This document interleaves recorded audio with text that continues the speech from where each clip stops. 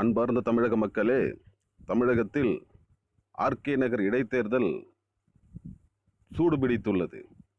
இந்த ஆர்கே நகர் இடைத்தேர்தலில் விஜயகாந்த் கட்சியான தேமுதிகவுக்கு டெபாசிட் கிடைக்குமா என்பது பற்றிய நமது யுனிவர்ஸ் டிவியின் சார்பில் நடத்தப்பட்ட கருத்து கணிப்பு முடிவுகளை தொடர்ந்து தெரிவிக்க இருக்கிறோம்.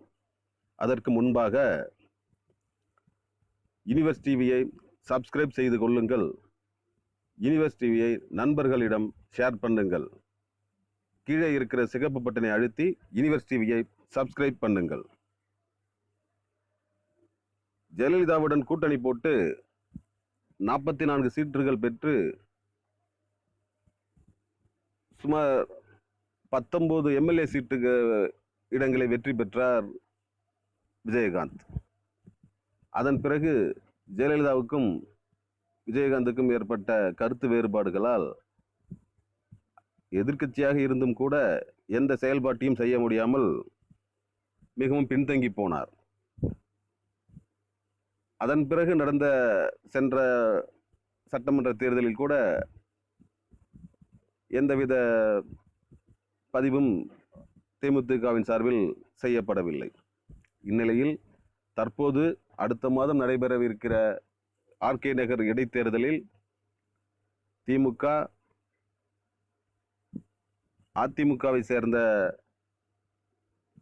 அதிமுகவில் 2 அணிகள் உள்ளன. ஓபிஎஸ் அணி ஒன்று, சசிகலா டிடி தினகரன் குரூப் 1, இந்த 2 அதிமுகவினரும் களத்தில் இறங்கியுள்ளார்கள். இதில் திமுகவிற்கு வெற்றி வாய்ப்பு கிடைக்குமா